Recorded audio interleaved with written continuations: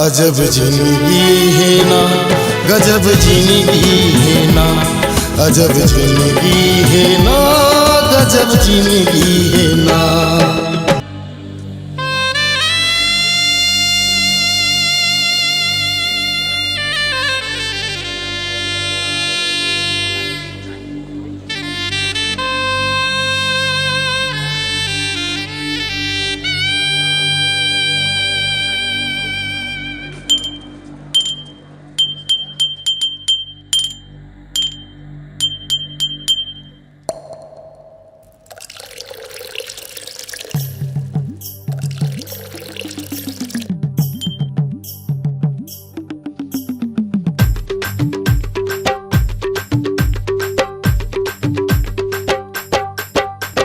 मंदमोहा दारू और शराब कौन कहे पीना है खराब।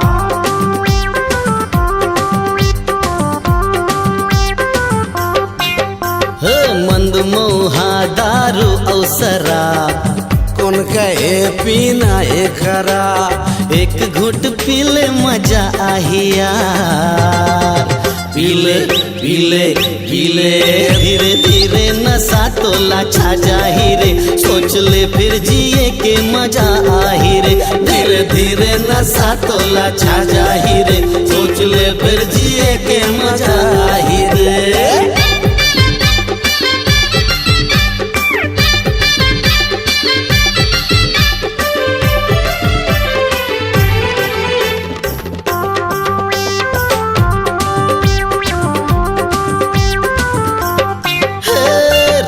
पिए बिहना ले ले उतारा, एकर सिवा कुछ न हावे सहारा।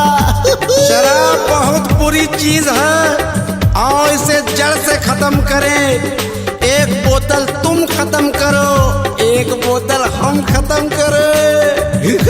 जियो रतिहा पिए बिहना ले ले उतारा, एकर सिवा कुछ न हावे सहारा।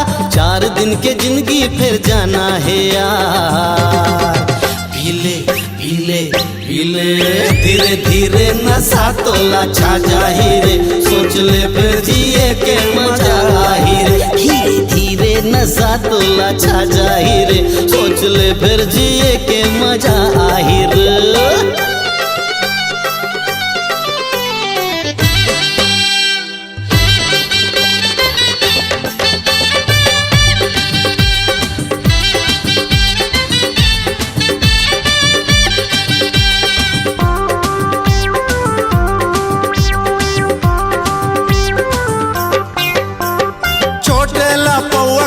बड़ेला बम्फर अतिमती नबते हाँ जानकर।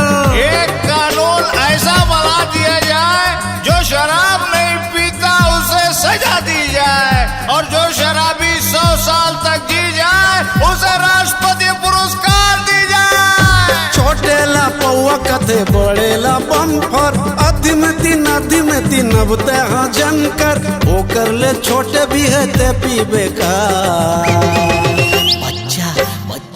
बच्चा धीरे धीरे नशा तोला छा जाही रे। सोच ले फिर जिए के मजा आही रे, धीरे धीरे नशा तोला छा जाही रे। सोच ले फिर जिए के मजा आही रे। मंदमोहा दारू और शराब कौन कहे पीना है खराब। मंदमोहा दारू और शराब कौन कहे पीना है खराब। एक घुट पीले मजा आही यार, पीले चीले पीले धीरे धीरे नशा तोला छा जाही रे। सोच ले फिर जिए के मजा आही रे, धीरे धीरे नशा तोला छा जाही रे।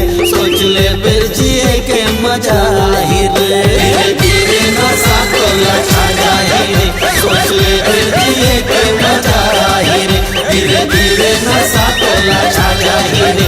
सोच ले फिर जिए के